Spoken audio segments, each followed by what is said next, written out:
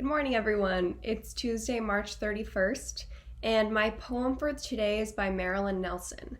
And Marilyn Nelson is another poet that I learned about from my African American Poetry Since 1960 course that I took a couple years ago in grad school.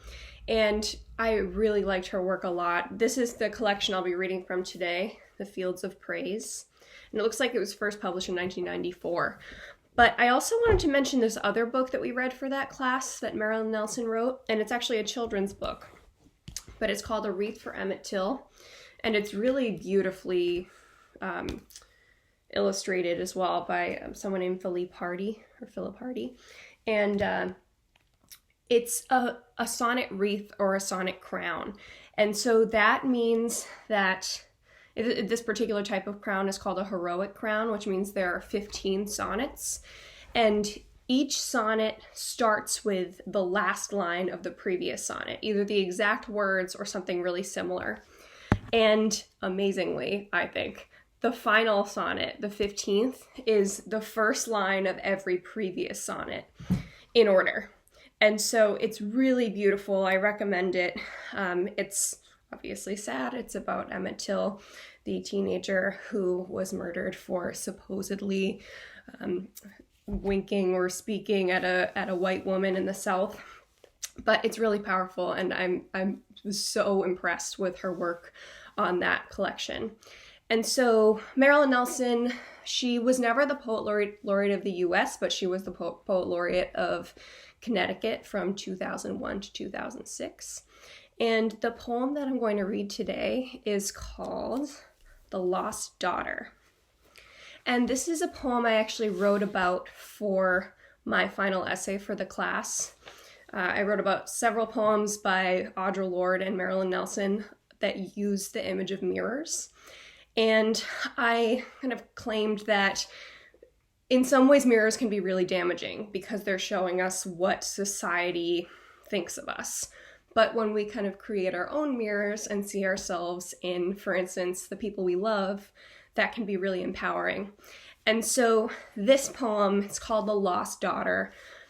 And so it starts with this image of this girl literally getting lost in a department store, but then she kind of finds herself in the image of her mother. And I've just been thinking a lot about family in this time. I am not with my parents right now, but I've been talking to them a lot because I have a lot of time and I can't go anywhere.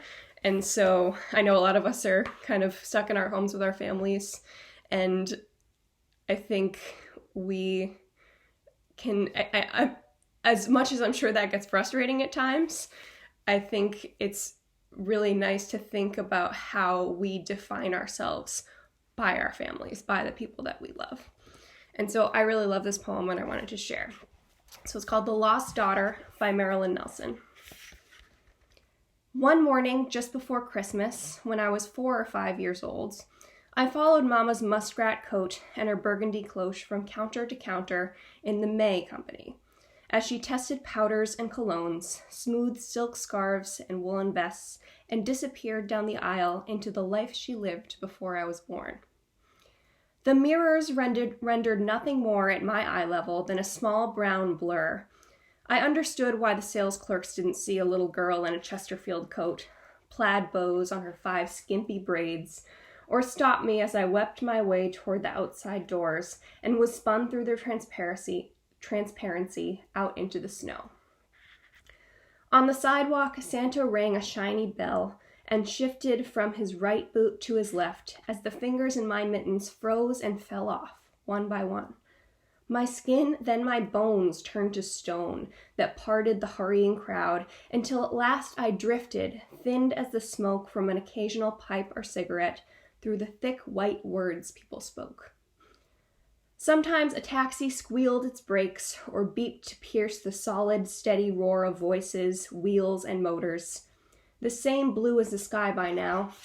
I rose like a float in the parade I'd seen not long before. A mouse tall as a department store that nodded hugely as it moved above our wonder down the avenue. When Mama spat out my name in fury and relief, I felt my face fly back into focus. I formed again instantaneously under her glaring eyes. In the plate glass window, I recognized the shape Mama took and embraced. The runny nose, the eyes' frightened gleam, the beret askew on hair gone wild, and knew myself made whole again, her child. So I hope you have a great day, everyone. It's the last day of March, and we'll see you tomorrow for the first day of National Poetry Month. Thanks.